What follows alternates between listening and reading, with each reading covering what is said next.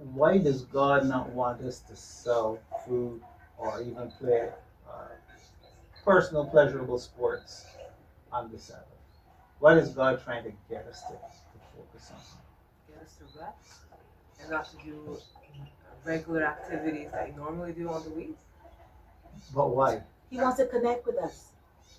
He wants us to know what he's about. Okay, good. I like that. Remember him. That's a good start. You That's a have to good remember start. him. He wants a relationship with us, and you Uh-huh. have a time where he himself paused. All Sabbath right. is made for man.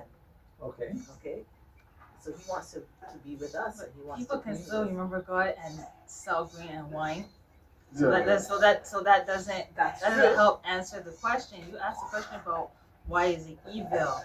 Then you start talking about nobles. I once again don't know much about Nehemiah besides the prophet, so I don't have a lot of context either.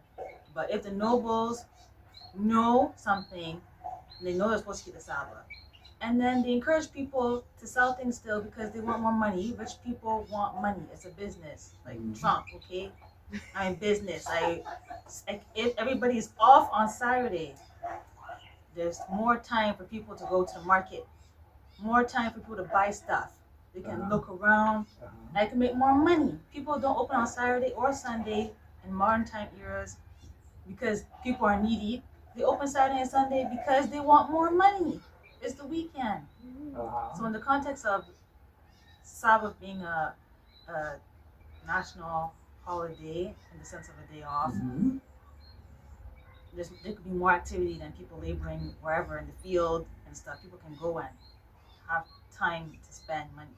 So they want us to make more money. Okay. So in doing that, taking advantage of the fact that people have more free time or daylight hours to leisure around and do what they might otherwise do if they were not at work, to slap in the face to God because God says, well, no, I want you to have this time dedicated to me and focusing on the relationship with me and good relationship with other people, focus on moral values and not just usually say, oh, well, I have all this free time now. Let me just go and shop. because I didn't plan to shop earlier in the 6 days that I have to do whatever else I might need to do for business. Or in modern day context, you asked about sports. Mhm. Why are all the cricket matches supposed to be on Sabbath? Horse racing. Or horse racing? Or why are all the last minute sales 50% off always on Sabbath? It's like, it's always enticing to, I guess from the devil's perspective, enticing to get people to always disobey a Sabbath. Saturday's just another day for shopping and leisure, do whatever you need to do. And then you can rest some other time. In modern day context, it would be Sunday. What were you, Justice? Any thoughts? I see some mindset thing mostly because if you're going back to the historical biblical context, instead of you resting or you just pressing grapes for fun because it's an activity that you can do or teach the younger kids how to do while you're all at home, you're doing it in the mindset of I gotta get these grapes pressed, I gotta ferment this, I gotta sell it to the market all in the same time frame. So you're busy focusing on your business and produce rather than taking this time off to rest and spend time with family or a church community, God, etc., etc. Yeah, I think you're all quite warm. I think Lovely and Mom came closest to it in my view. Um, I think a conclusion that we can safely reach from what Nehemiah is saying is that God wants us to prioritize the Sabbath even above personal pleasure and commercial activity. And the reason why God wants us to prioritize the Sabbath above these things is because our spiritual um, nurturing is much more important than our physical nurturing or even emotional pleasure and comfort. So it was a way for God to say, okay, I am giving you 6 days, have at it, do whatever you want to do. But on one day, I want the entire nation to take a time out and we are going to focus on our spiritual development together.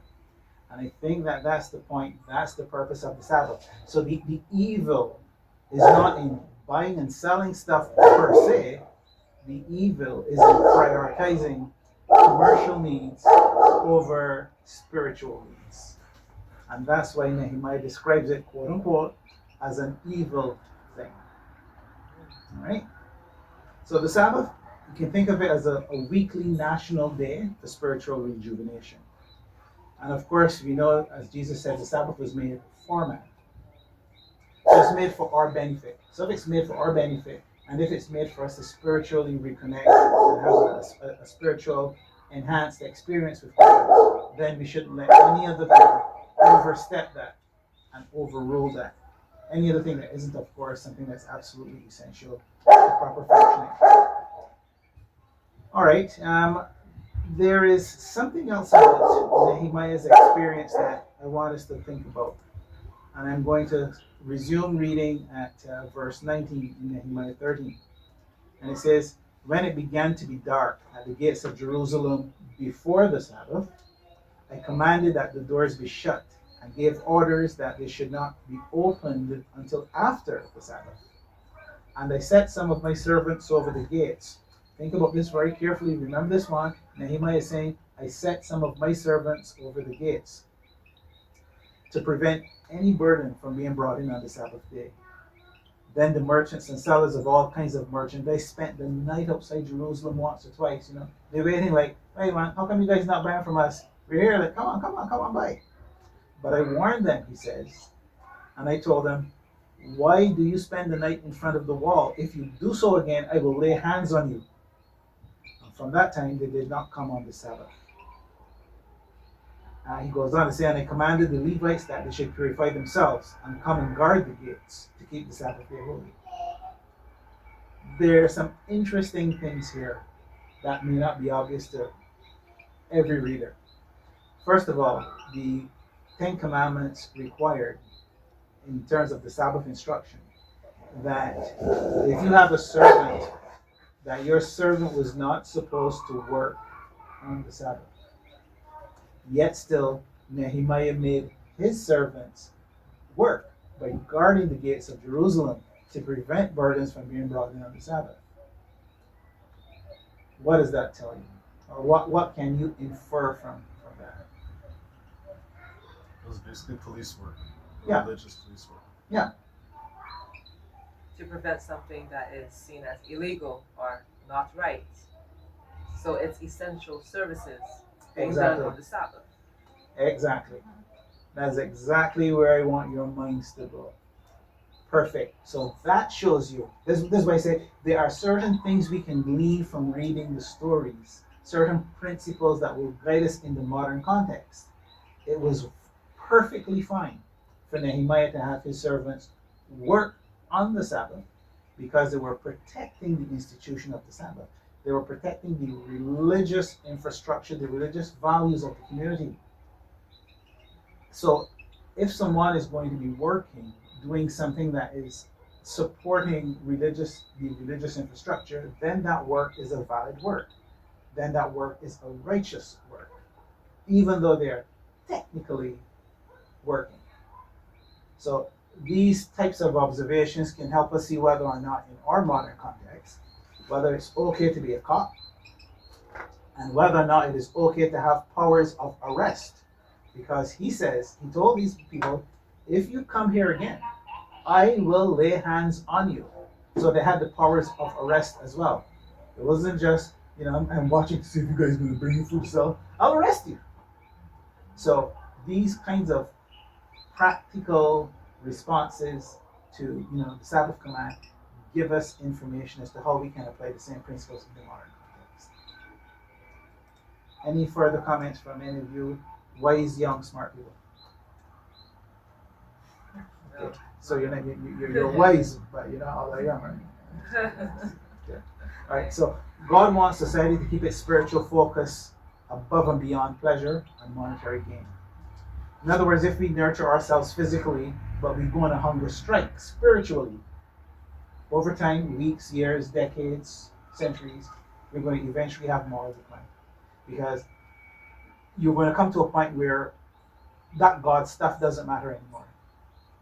You're going to come to a point where you can't see anything wrong with buying food on the Sabbath or going to pick out your ideal, outfit on the Sabbath that you want to wear to church maybe the next week or whatever.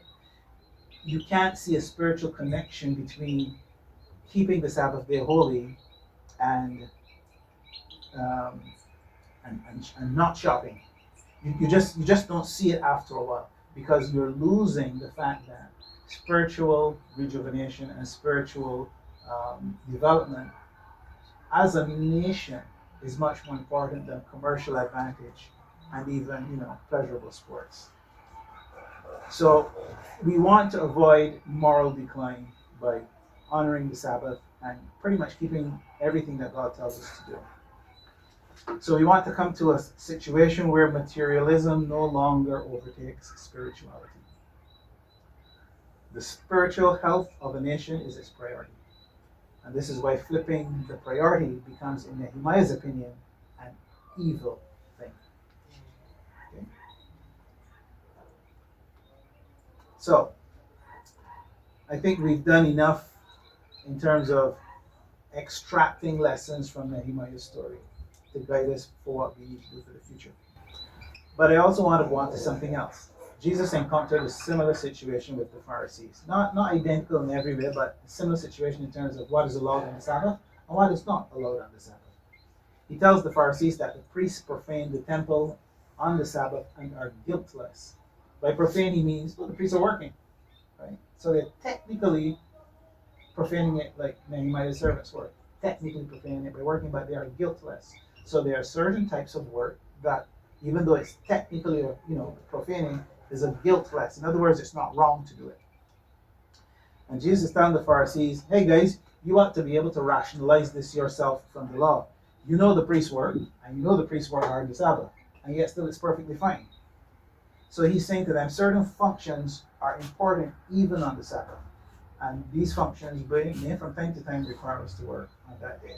For reference, we can look at Matthew 12 and verse 5 if anyone wants to look at that situation. Another situation that we looked at briefly last time was the idea of curing people on the Sabbath. Jesus got into trouble a lot with the Pharisees because I don't know. I think Jesus was a little bit of a he was an agitator.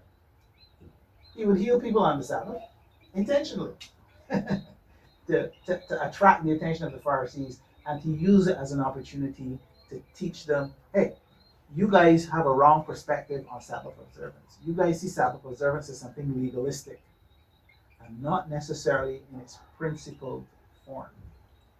So Nehemiah was able to see it in its principled form to the point where he would technically violate the Sabbath command by putting his servants to work.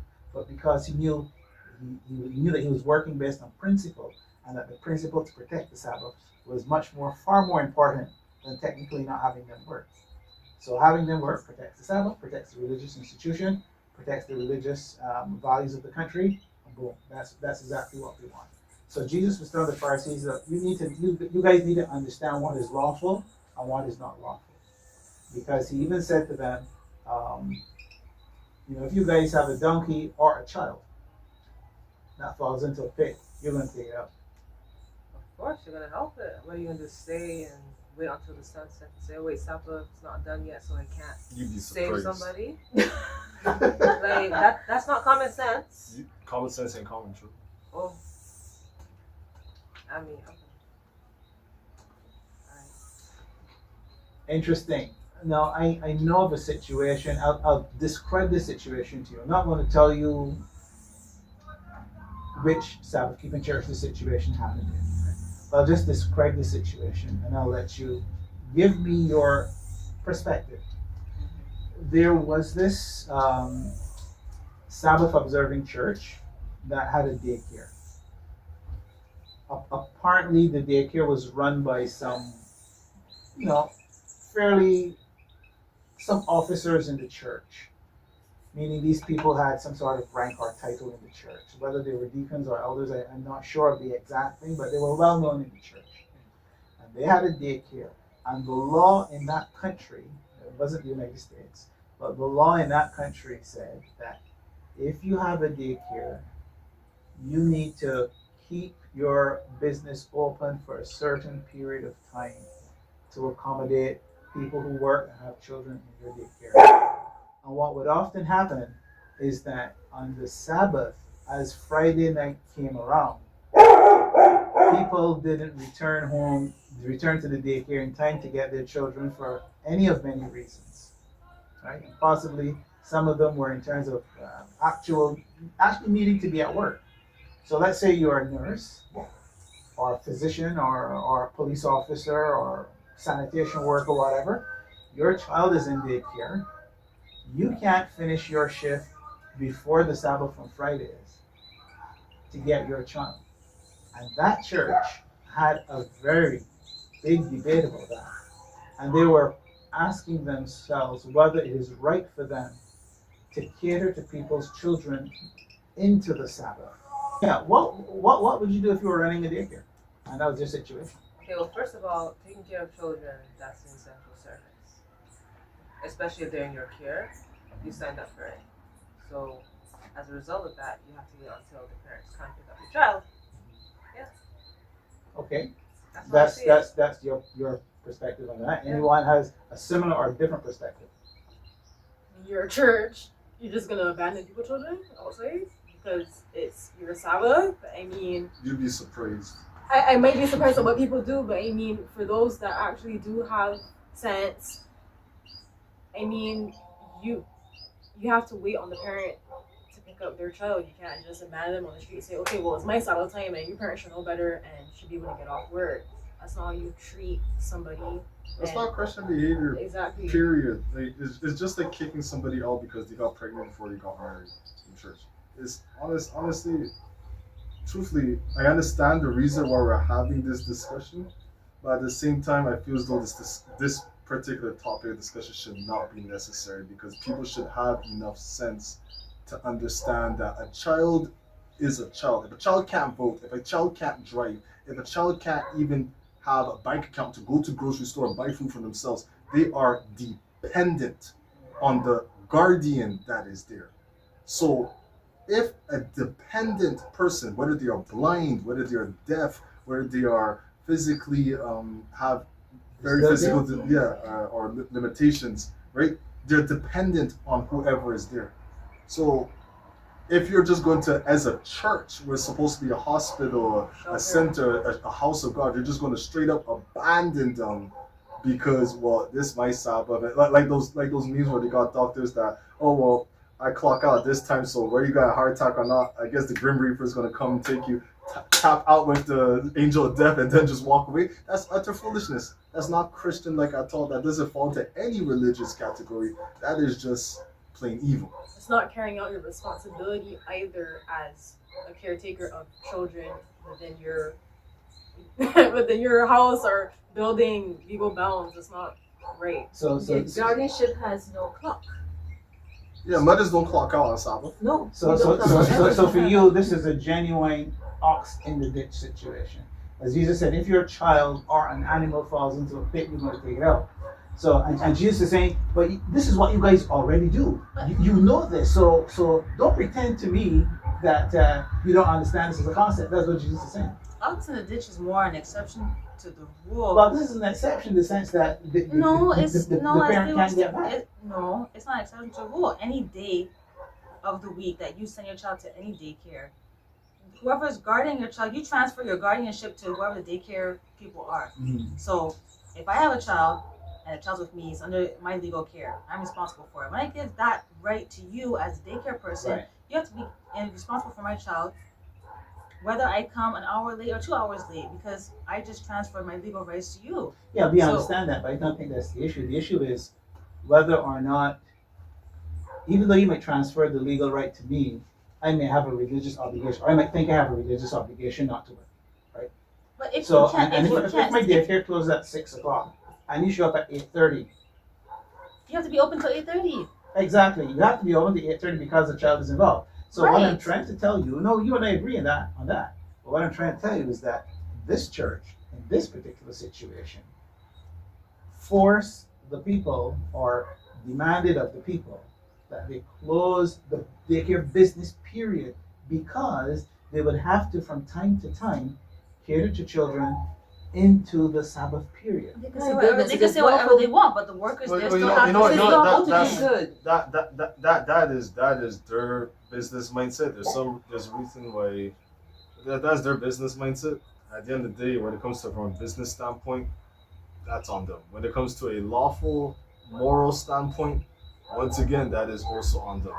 Um, I, if we're really talking based off of that particular context, I actually can't critique them per se because that's their problem. Truthfully speaking, that is their problem. Sorry, that is whose problem?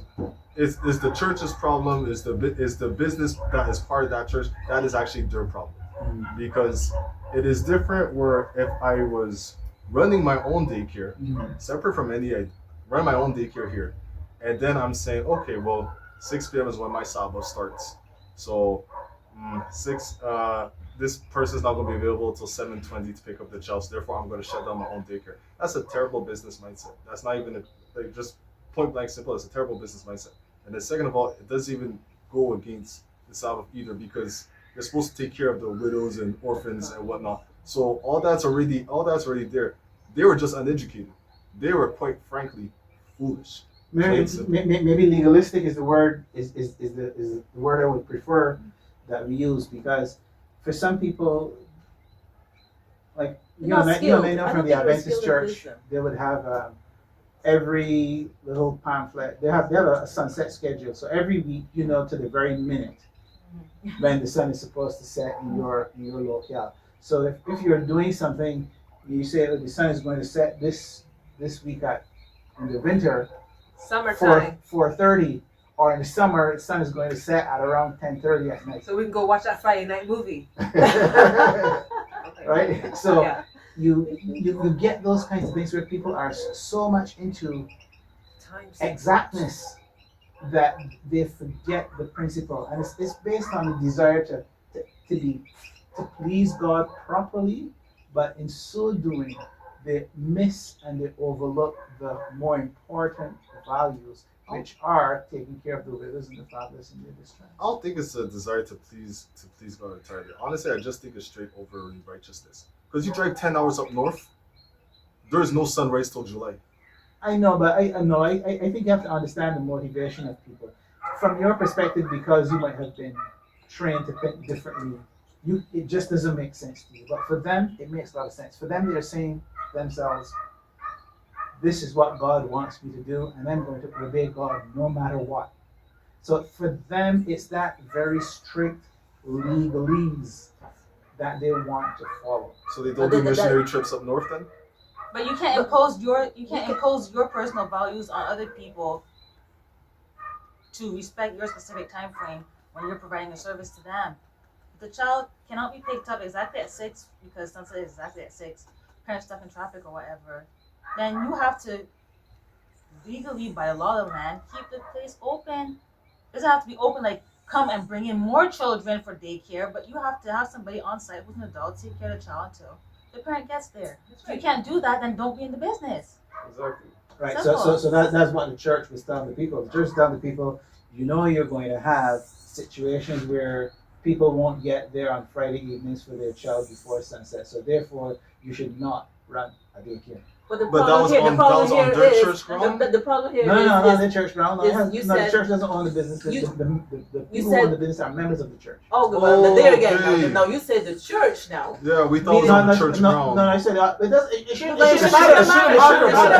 matter. But what we're trying to say is that that was their loss from even trying to put it on a church ground. Because No. I said these people were officers in the church, meaning that that's a sort of position in the church. They were running their own private daycare and running their own private daycare. They ran into this issue, so they went to the church. They called good Christians and say, "Hey, listen, I have this situation here. I didn't anticipate this. What do I do?" And then the church, in its grand wisdom, gives them some kind of advice that I consider to be stupid and uneducated advice, and tells them, "Well, you obeying God to the point of putting the child out or displacing the child is more important than this is respecting God. This is horrible. Yeah. This is gross misrepresentation of God. Of course. Gross misrepresentation. I mean, you cannot guilt trip people into trying to be righteous, quote unquote, because you're implementing policies and principles that are really not godly. and imposing it on people and then making them feel guilty because you're not educating them But- correctly. It's also, listen, this is the problem with churches, right? They look at a pastor or some officer or some whatever, priest, whatever you want to call them, and they see them as the all-knowing supreme human being of the Bible. Less than 10% of people actually open up the Bible and read like it's just a regular book. So that's why you're coming across with over 45,000 different interpretations and understandings of this and that. And they'll go to any person wearing a suit, literally, and say, oh, pastor or apostle or whatever, or prophet, I'm having this trouble here. Please guide me. They don't guide you, just tell you, yeah, you should do this. And they go around and say, okay, like you forgot who your God was? Moses had a burning bush and he still asked questions. A talking burning bush and still asked questions. And you guys are acting like some person in a suit says, oh yes, this is exactly what you're supposed to do because God said so. And you don't question it at all. And that's the problem with lack of education in the religious institution. If they say, okay, you're not supposed to do this because this, and that, show me in the book. If the person is a teacher, if the teacher says, oh, the value of X, this is how you find the value of X, I say, show me in the book. Make me understand it. That's what your pastors, that's what your preachers, that's what whoever is involved is supposed to do. They don't do that. They just say, oh yeah, no, you shouldn't do that because the Sabbath is this, and that's all. Show me an example. And another thing they need, yes, and another thing they need to do is operate on principle. Now, if I were put in that situation, I had to answer somebody, I would remind them that the Sabbath is made for man, not man for the Sabbath. In other words, our legitimate, urgent needs or essential needs are more important than technically keeping the Sabbath in its exactness. In other words, let me give you a good example. I'm driving my car, and for whatever reason, it runs out of gas. I didn't check the dial, or my dial wasn't working. There are some people who would not go and buy gas from the gas station to get home, or to get to church. Or if somebody was in town, we had a visitor in town, and he needed some place to stay, and I was the only one that they had to stay, and they didn't have a bed for them to sleep on, and the store was open, and I could go and buy an air mattress. I would go and buy an air mattress on the Sabbath to give them a comfortable place to sleep at my house. Comfortable and safe. You don't Comfortable want them on and the safe. streets. So it's not like everybody's keeping the Sabbath. You go to your neighbor and say, listen, and your neighbor's a good neighbor, somebody that I can trust. They can say, okay, I got this guy coming in. I don't have anywhere for him to sleep. Can he stay at you, or do you have a mattress, clean mattress that you can lend me? In a world where everybody's keeping the Sabbath, you can do that. In a world where you are the only Sabbath keeper, in your village, you can't do those types of things. You have to make, necessary accommodations, even if it means technically violating some law of the Sabbath so that you can achieve a greater good. The idea is achieving greater goods. This is why Jesus said it is lawful to do good on the Sabbath day. Healing people, curing people, taking a child out of a ditch, taking an ox out of a ditch. If an ox falls in the ditch, it's not going to die. It's not. We can roast that ox, right? The ox. The ox won't die natural causes. The ox is going to stay in the ditch. It might be uncomfortable. It might be miserable. And you can pull it out in the morning, right? After the Sabbath, or whenever after the Sabbath is over. But why put the animal through duress? Right? Why leave the child? Just say, listen, hey son, Sabbath just started, boy. So I'll drop some food down for you and some water, but I can't take you out of there until sunset. Hang in there, buddy. So we need to think more principally.